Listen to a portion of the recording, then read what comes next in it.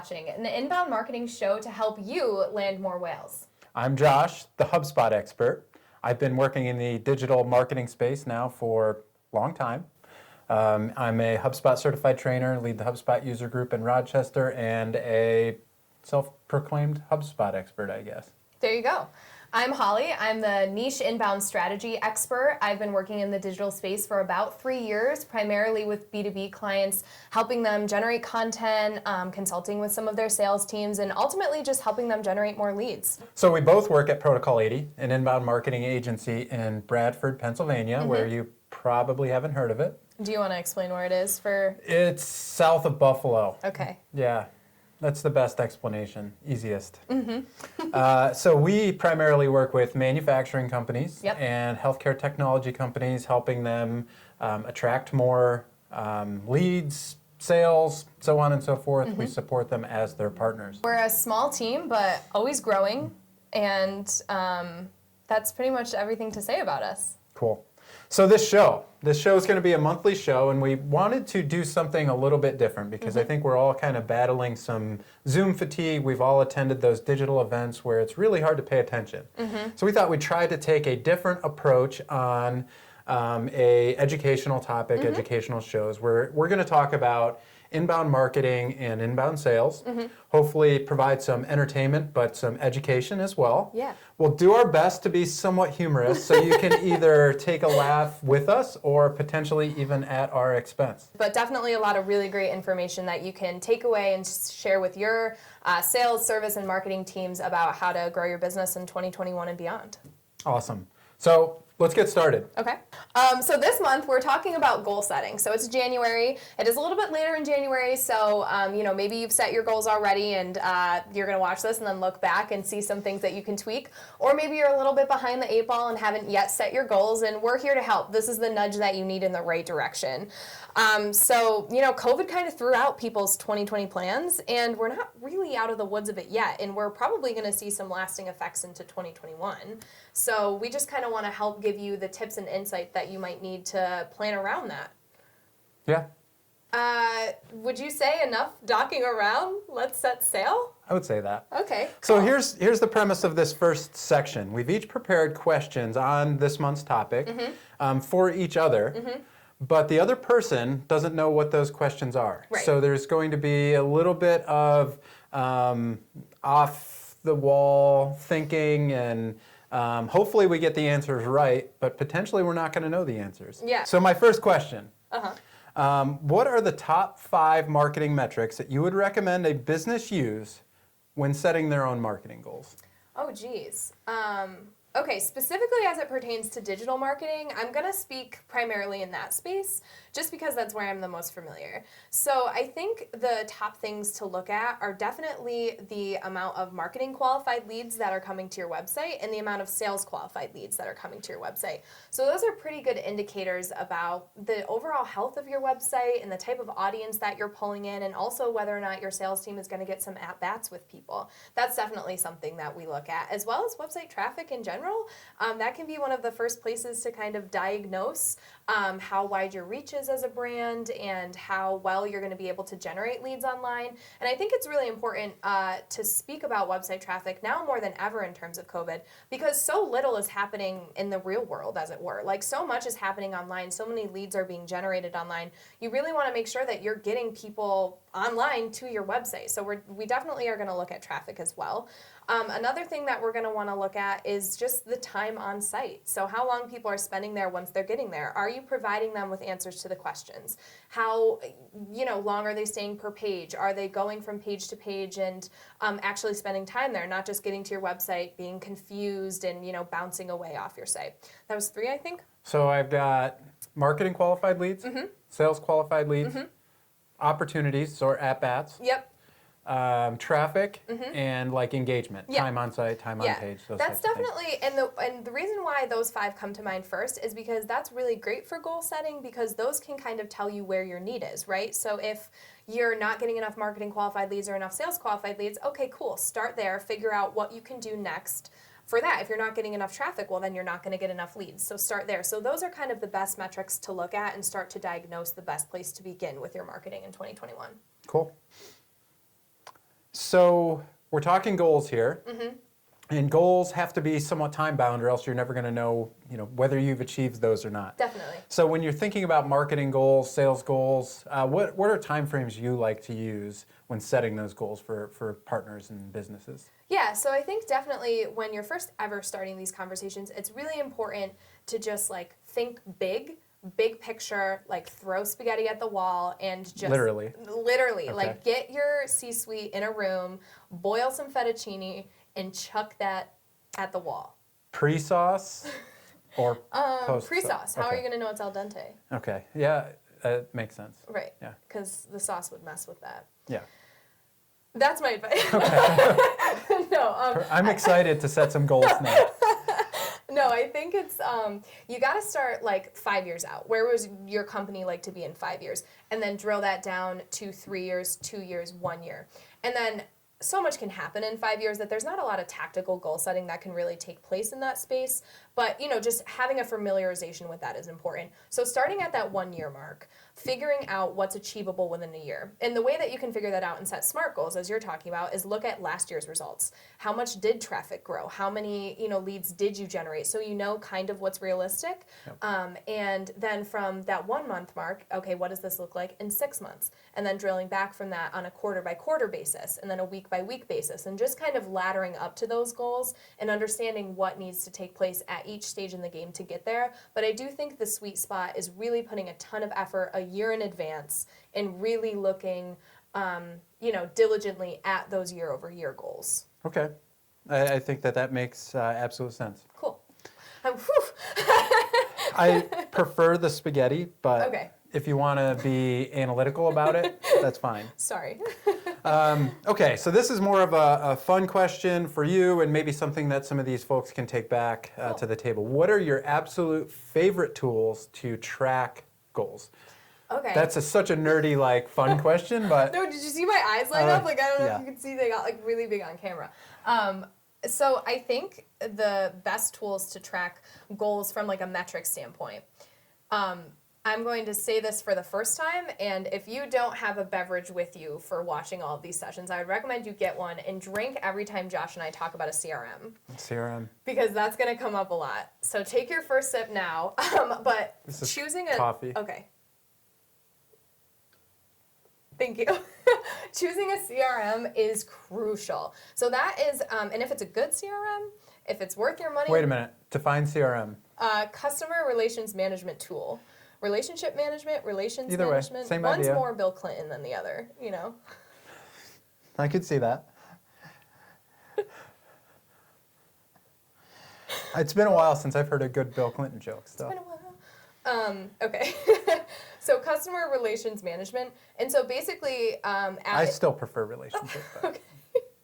At its core, what it should do is manage all of your information with customers. But a good CRM that's worth investing in does a lot more than that. So I would recommend finding one that has something like closed loop reporting, where you can kind of really get a holistic picture of all of your marketing metrics. And really, if it is worth your money, the majority of your goal setting and KPIs should live in that CRM, and you can see things really easily. But, if you don't have a CRM right now, if you're not sure what to choose, I would say making sure that all of your Google tools are set up. So you've got analytics, you've got ads if that's relevant, you've got, Search Console all set up, you're tracking keyword movement, and then also SEMrush. That's a special favorite one of mine, just because you can get a lot of really good data in there in terms of specific to keyword and content and digital marketing. So those would be my recommendations. Okay. A lot of those tools that you mentioned, I think, are free CRM. Yeah. There's a lot of free CRMs out there. The Google Analytics, the Google Search Console, free. So all valuable information. I think there's free SEMrush as well. Yeah. So just making sure that everything's set up properly too, and the person who made your website, or if you're embarking on a new website project, make sure to get those codes on your website sooner rather than later so you can start tracking data. So if you're not doing it yet, that's literally pause this video and go set that up right now, because it is free and it is easy to do, but a lot of people don't have it set up properly and they're not going to get that good data. Yeah. But don't pause, actually. Stay and watch. Well, you can pause, but then you have to come back They're gonna after forget. you do it. They're going to get Are distracted. you going to forget about us, guys? Come on. So I know that this probably never happens to you, But theoretically speaking, hypothetically speaking, I guess, what happens if you realize you're actually missing the mark on goals and you probably won't hit them? Okay, this happens. So the first thing is transparency. And just like whether you're an in-house marketing team, whether you're an agency, just being honest about what happened and giving a holistic picture. Like that's always my first step is like, what went wrong here? Who do I need to tell? Because you do need to readjust from that point. It's okay. We can't see into the future. Sometimes freaking COVID happens. Sometimes. Hopefully never again. Hopefully never again, yeah. But I mean, sometimes that happens and you miss your mark. So the first is transparency, getting those people in the room, buying another box of spaghetti, and re-throwing everything at the wall. And then from there, just kind of determining the why, not just being like, okay, this didn't happen, let's just move our marker. I think it's really easy for sales and marketing teams to get into that and just be like, okay, we'll just like fix it. No, try and diagnose why this happened. And if it's COVID, it's not enough just to say, well, COVID, you guys. Right. You have to be like, well, specifically this dropped here. If we do this, this will avoid this type of thing. And I think that's I don't know if that was a good answer to your question. No, I think that's a great answer. Things happen, readjust, and don't just abandon everything because things didn't work. Absolutely. I think it makes sense. And absolutely get the spaghetti, the fettuccine out. Right. And it doesn't just have to be fettuccine, guys. Like, it could be angel hair. It could be Aldi brand. It could not be rigatoni, though. No, it could be rigatoni. And I would never, ever, ever eat a rigatoni or recommend that somebody uses a rigatoni for marketing.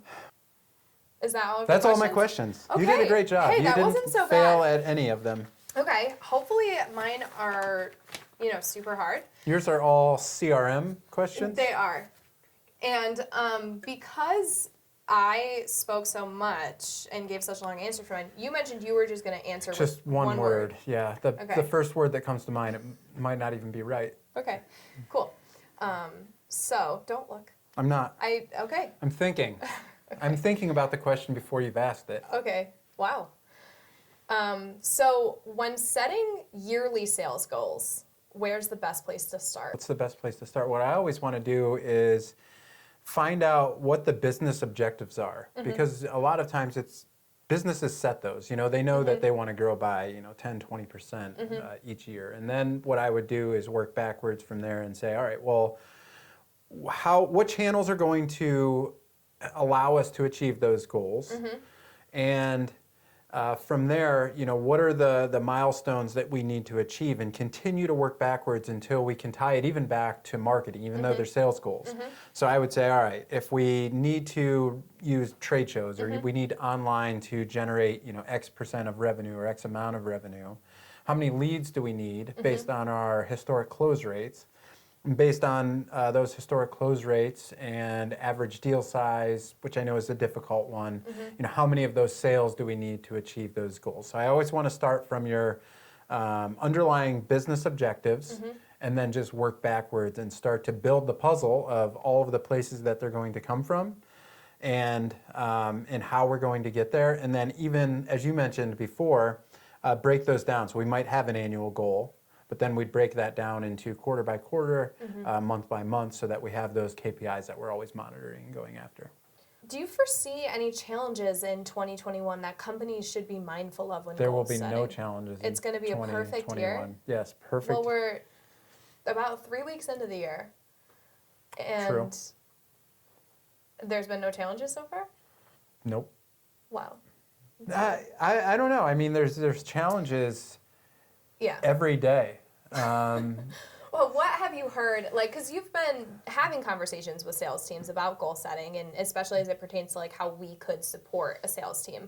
What are some of the concerns, and, what's top of mind? Top of mind, I would be I would say the unknowing of what's going to happen with mm-hmm. the pandemic. Right. Because we're still early on into the vaccine stages. Mm-hmm. What's going to happen there, and are people willing to spend? Are people still willing to go to trade shows? Because I think, honestly, the trade show world is never going to go back to the way it was. Yeah. Who wants to fly to Omaha when you can stay on your couch? They have corn in Omaha. They have corn and 311. Oh. All right, so that would be one. Just okay. What's unknown with the pandemic and with events and with trade shows. Are we mm-hmm. going to be going back to them at the rate that we were in 2019, mm-hmm. 2018? The other thing is, what's the unknown for sales meetings? We've been now working for 10 months or so, maybe a little bit more remotely, and a lot of sales teams, a lot of managers, a lot of business owners have realized sales teams can do most of what they can do behind their desk without having to travel, even if they are considered maybe an outside sales rep. But at the same time, that's still new to a lot of people, new to a lot of businesses. So even though they may try it, either because they're forced to or because they want to give it a shot because they've done it now for 10 months, it's still some risk and just some unknowns. There. And then, this is, I guess, somewhat of a global concern, but also more locally here in the United States is we've got a new president. We don't know what's going to change in that world, whether it's talking tariffs or how businesses are going to be supported, tax. There's a lot that comes with the presidential change. So I know that it's something that's been talked about here in the U.S., which funnels globally at some point in time as well. So there will be concerns. There will be things to watch out for every single day. I'm working on getting a hold of a Magic 8 Ball.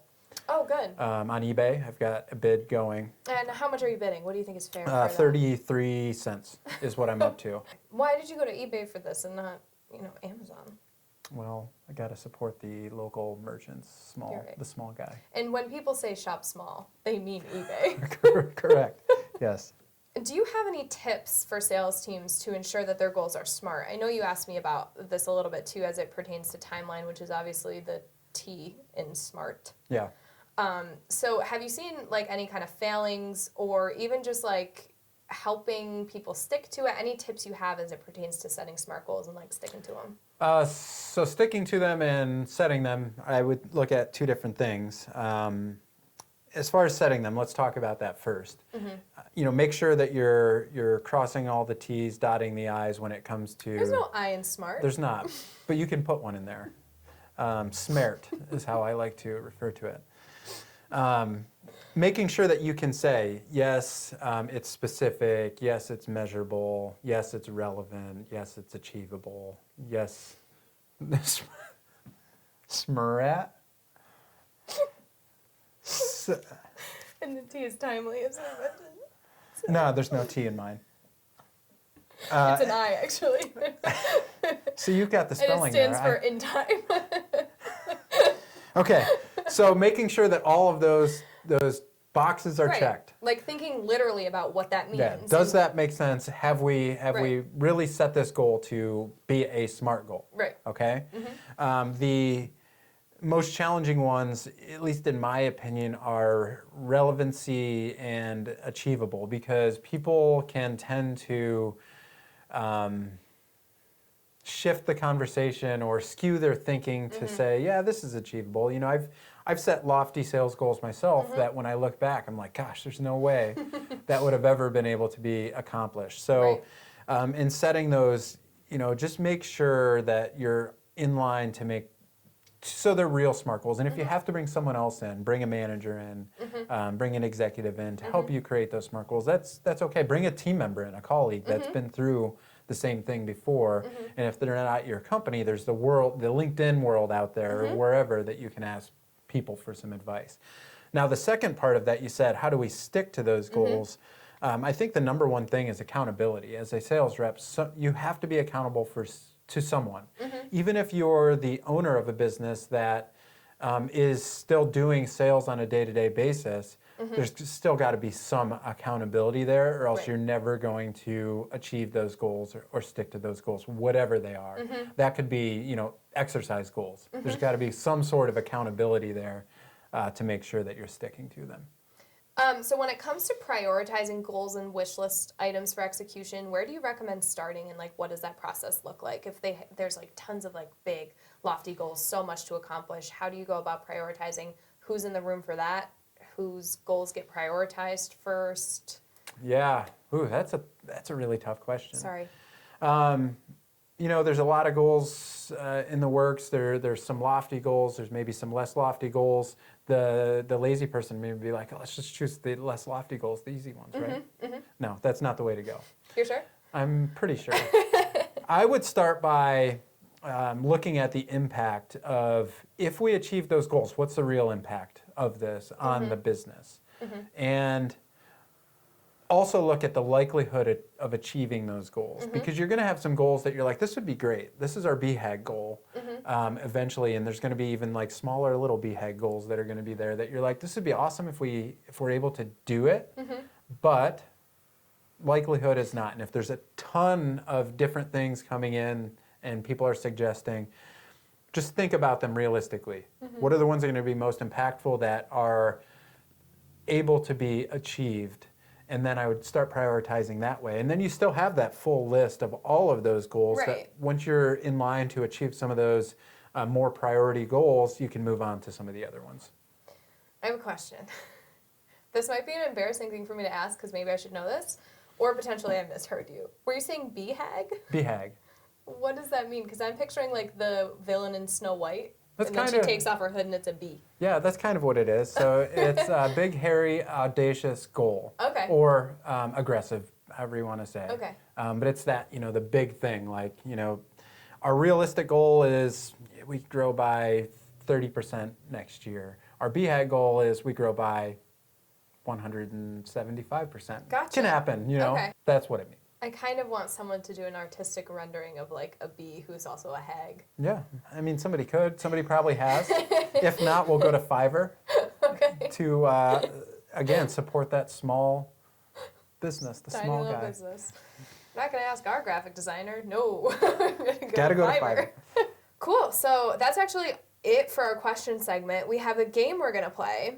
I'm excited. Okay. Do you want to tell everyone who's waiting with bated breath what we're going to do, or wait till we have it set up?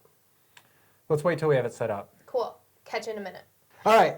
So we're in on our next portion of the show, and this is called Inbound Tower. So what we've done here is we've labeled each piece with a building block of an inbound strategy.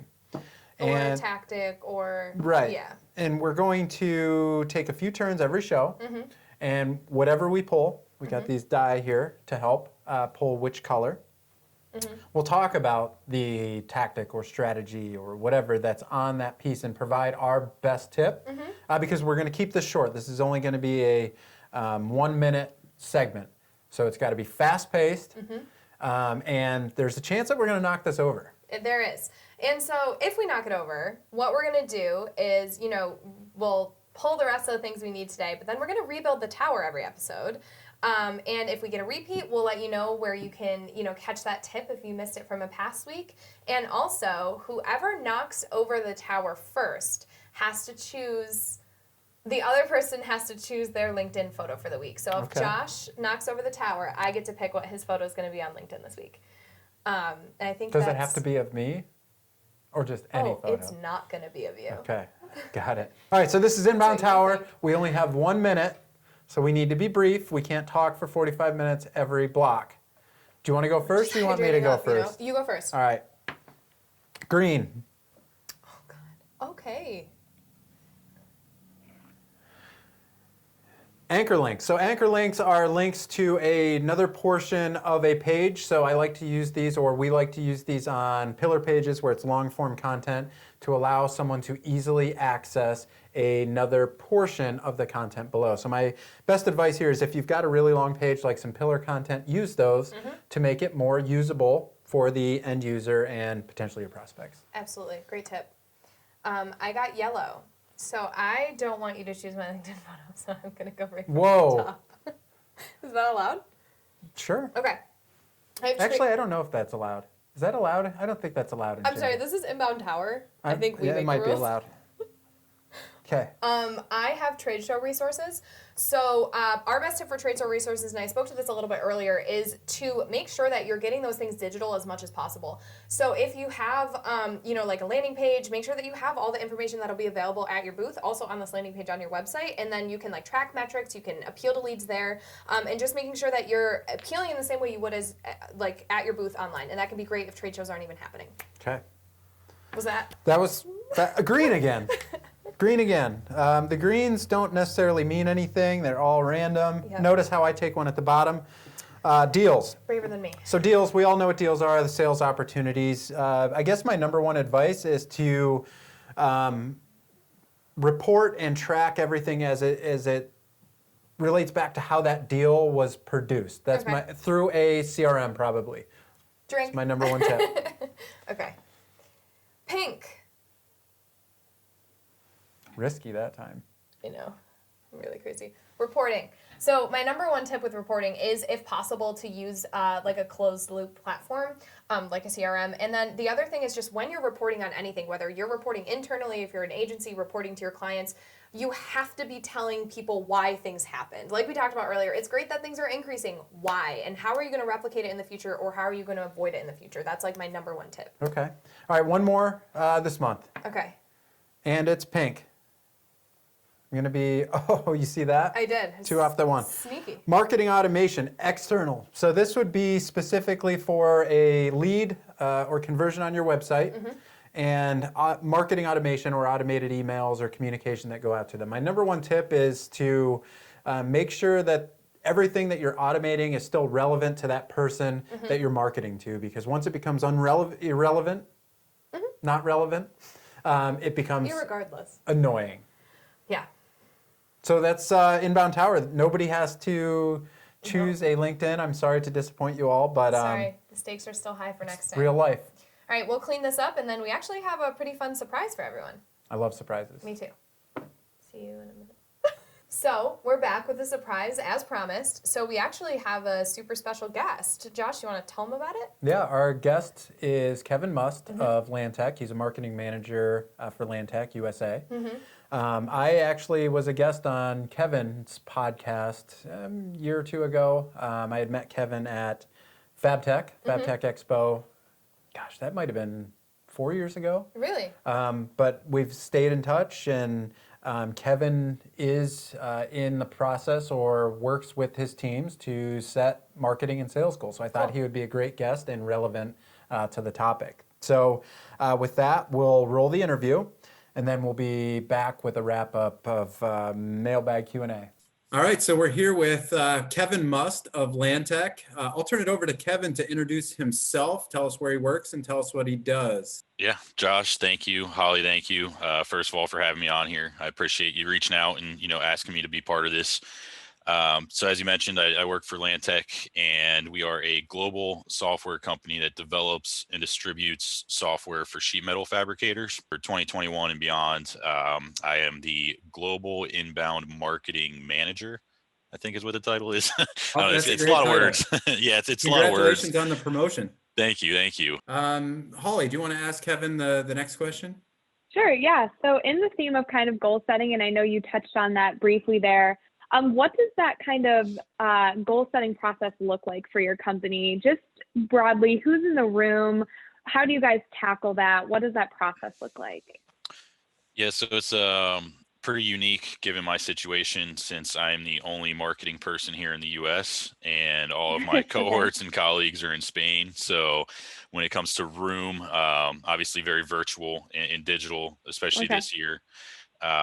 In the past, when I was just focused on the US market, it was a mix of my sales director here in the US and our sales staff to go through previous year's revenue and projections on what they feel is coming up in the market for the next year. And then from there, we would look at, okay, what's kind of that fine balance of how much do we spend to draw the revenue in, and how can we attribute our actions to actually pulling leads in and showing that, we got an ROI on these certain activities that we've taken. For 2021, obviously it's been a little different. I haven't been really, my goal setting for this upcoming year is lead attrition and just growing how many quality leads we have coming in, not necessarily the quantity, but the quality. So it's a bit different on what my goal setting is looking like for 2021. Obviously there's revenue numbers tied to it, but we're looking at overall, how do we just have better conversation with our leads? Perfect. And are you tracking that type of stuff in HubSpot, or are you guys connected to another CRM? Yeah, so we have our own CRM that we actually develop and sell to customers that we use for internal purposes. We also have HubSpot as well, so it's a little bit of a weird mix because we have we have them integrated with a one-way directional communication to where HubSpot will notify our internal CRM, and then we work with our internal CRM to track and keep notes. However, in 2021, my biggest goal is to have more of a bi-directional integration, and ultimately, hopefully, be able to push our sales to use HubSpot just for the ease of use, being able to automate tasks, notifications, things like that. As you all know in marketing, there's that kind of weird thing of if it's not in the CRM, it never happened. Marketing's always asking sales, put it in, put it in. Sales is like, well, it's in my notebook. Well, I mean, that's great, but I can't see your Useless. notebook. Yeah, exactly. So if I can't see your Great, but notebook, useless. I don't know what our funnel looks like. And Right. that's been something that we've been really trying to tackle and is our biggest goal for 2021. And my role coming on is the global inbound marketing manager. In tracking that success, right now you're working in a couple different systems, maybe some sales reps are or are not putting all of their information into the CRM, not calling anyone out specifically, but how do you measure that success of trying to achieve those either revenue goals or, as you mentioned, quality of lead goals? What types of advice would you provide other people in a similar position? Um, so the advice I would provide in my experience with the US market, at least, that I can only really speak to that with the previous years of marketing is I don't even know how many how many different tracking tools, but kind of see what's out there and the best methods for you. So I have an Excel sheet that I keep that I know it's not very digital or connected, but I keep that so that way at the end of the year I can go through and double qualify the leads, if that makes sense. So I'll know, all right, where did they find us from? Where did they, what pages did they go to? What forms did they fill? And then also, if they clicked on, say, a Google ad and I have that information to be able to look at their keyword that they typed in, then I'll also put that in there. So now I'm building my SEO inventory, my AdWord and keyword inventory as well from direct searches. I know Google's always changing things on, how much information they give you. So it's a mix of that. We work with an agency that manages our Google ads, and they do web development as well. So we're looking to hopefully move forward a little bit more with them and build out our SEO strategy better for 2021. But yeah, I mean, it's a matter of I've got 3 or 4 different sources that I'm using to actually look at how they're qualified and making sure that I'm not just sending them to the salespeople until I know that they're actual qualified lead. Cool. So that's what we're looking for, in 2021 with lead scoring and automation into, various workflows and dynamic lists and things of that nature. But for now, it's a lot of manual manual stuff. Yeah, no, that's all good information, and I think a situation that a lot of people would be able to relate to. So, what does your process look like when it looks like a goal isn't going to be met? And how do you decide to pivot? Like, at what point do you change course? And what's kind of your process like for going through that? I know this is a little bit more negative, but I think this is the juicy stuff people want to hear. Yeah, no, definitely. That's always the question of when do we cut ties and just let the ship sail out to sea? And, it's always tough because you've put a lot of effort and time into the scheduling or planning of the year and how you're going to divert your funds and make sure, okay, this is how I'm going to distribute them over the year with the best intentions. But I think, when we Mhm. see that there's going to be a goal that we may not meet, whether it be amount of leads or sales revenue or anything of that nature, I try to do it about on a quarterly basis. As the quarter's coming to an end, let's look back, see where we stand, try to project for the upcoming quarters if we'll hit these Mhm. targets.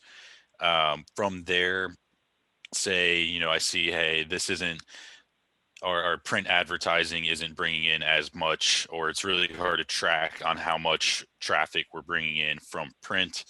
Maybe I work with the publication to say, we're in contract to spend X amount this year, but can we just, instead of doing a print ad, pivot to a direct email campaign, or Mhm. use this money more digitally, just for overall scope of people and obviously tracking. Um, it's Mhm. been very tough, as everybody knows. It's very tough to track print and offline activities. I've got my Mhm. personal methods of how I do it. They're not tried and true necessarily, but it works a little bit. But it is hard, to make that decision of, well, my plan's not going to work, so what do I do now? And Mhm. it comes down that, and asking our salespeople, how do you feel about the actions we've been taking, about the leads that have been coming in, mainly learning from them as well, because they're the Mhm. ones obviously that get that lead and then move forward with the conversation. So we need to know, is the conversation that's being started, is it being started on a foot that's ready for sale, or they're not even interested in our products? Now we have a whole nother issue that we need to pivot and look at. 2020 was a year of pivot, right? For almost everyone. Hopefully this year is significantly easier and more straightforward. Yeah. Yeah. Definitely. The challenge that we're having, and I'm sure many others, any business is having, is on a marketing side. I think I have 4 different budgets just for the US, contingency budgets, contingency plans. If there's no events, which it's not looking likely, no events in the first quarter, no events in the first half, no events in the first 3 quarters, no events all year, where do we allocate our budget? And how do we best reach the market if there is no show that we would normally go to in March or April? you know Mhm. do we look at sponsoring a virtual show? There's still, I think we're seeing this fatigue in the market of so many webinars and stuff, so trying to be cognizant of not just jumping at it because everybody's doing it, but really trying to see, is this going to bring me a return on my investment? Sure. I think this was awesome. Holly, I don't know what you think, but I thought this was No, great. I thought that was great. Yeah. I thought you were going to say something bad about Kevin. That was my prompt for you to to do I that. mean, But Oh, sorry. I'll wait I'm till all he about gets off the constructive line and criticism. then I think what people want to hear are people that are practitioners, and I think that that's awesome. Someone that's in the world, doing it every day, Yep. um, living the life. So I think that the information that you shared, the tips, it's super valuable. I would say one last thing, obviously it's very unique to working with a global company and seeing how the current COVID crisis is impacting different countries in different ways. For instance, like Mhm. our Asian markets I think they've had their best years to date on record. Which when this is, it kind of originated in Asia and made its way, overseas. They were, I think, a lot more strict, and hey, if we need to quarantine, we'll do it. Everybody kind of came together, and now they're operating at like 100% operational capacities. So it's just interesting to see all that and how it's affecting different markets differently. Yeah, if you found something interesting that I said, or would like to ask any more questions about how to manage this unique time, or what our solutions are, you can find me on LinkedIn. Just type in Kevin Must. I don't think there's many Kevin Musts out there, so should be pretty easy to find. Or you can send me a direct email. My email is k.must@Lantek. This is mirrored, so I don't know which way to point. Lantek, LANTEK.com. There you go. Perfect. So that, or head Awesome. out to our website, lantek.com, to see what kind of solutions that we offer for sheet metal fabricators as well. Thanks again, Kevin. If you'd like to get in touch, you can find his LinkedIn profile in our show notes. Kevin's a pretty cool guy. I'm glad we kind of got to get to know him and introduce him to our audience here today. And if you would like to be a guest, or if you know someone who you think might make a good guest for our show, please feel free to email us at whalewatching@protocolad.com. We're always interested to have conversations with new people, so please feel free to reach out if you think you'd like to chat with us about something. And so next, as you mentioned, is our mailbag Q&A. That's what we have written down here on our show notes. So what we want to do is really just develop kind of a listenership with you guys and develop a relationship, even though you can't come to the studio and chat with us live. Someday. Someday, maybe. So we would love nothing more than if you guys would submit us questions about anything related to sales and marketing, inbound service, anything from a past episode, from something we talked about today, if you want to ask it ahead of the next one. We'll leave all our socials and stuff to get in touch, but we would love to use this segment of the show to kind of interact with you guys and answer your questions. Yeah, you're right. Like, we want to make sure we're at this point assuming some of the topics, the most common ones that we hear in our conversations, but we'd love to hear from people as to like what they'd like us to talk about in specific questions. Absolutely. And as a reminder too, if you are interested in catching the next one and hearing what we're talking about, this show, Whale Watching, airs the last Thursday of every month in 2021. So our next show is February 25th at 11 a.m. Take your kids out of school, Eastern, 11 a.m. Eastern. Definitely put it on your calendar because we would love to have you guys there as well. And I was wondering, Josh, if you wanted to maybe take some time to leave any final thoughts you have in terms of goal setting, or like the most impactful things that our audience can get started on after watching this episode. Like, what should they go do right now? They should go and work with the teams, work with the different teams, not just themselves. Don't work in a silo. And set some realistic goals, both long-term, and then break those down into shorter, SMART goals, as we talked about. We don't know how to spell SMART, but we know the specific letters that are in there. We know how to spell SMART. We don't. You were looking at it when you knew how to spell it, though, so You're right. I mean, You're that's right. a challenge. I had spell check. And then understand, I guess the other big takeaway is you're not always going to achieve those goals. And Right. sometimes you need to make a shift and be agile and make that adjustment so that the goals are still important, even if they're not the original goals that you were anticipating or hoping to achieve. What about you? What are your key takeaways? I think one of the main things that I kind of want to underscore is just like, don't take for granted that everyone else on your team understands what you're doing. So really kind of, hopefully if nothing else sticks, use this as the impetus to reach out to marketing if you're in sales, or sales if you're in marketing, and just ask them where they're at, how you can help them, what they're working on, and like what that means, so you guys can come together holistically, because really goals can't be achieved unless everyone's on the same page. So I think that that's kind of one of the most impactful steps, is if that's resonating with you, that maybe your sales and marketing teams aren't as aligned as they should be, now's the time to fix it early and make sure that you're communicating openly and can help each other reach each other's goals, because they are so closely enmeshed. Awesome. Love Yeah. it. And the other thing, that's our show. Really, this Sales Experts channel, there's a ton of great content.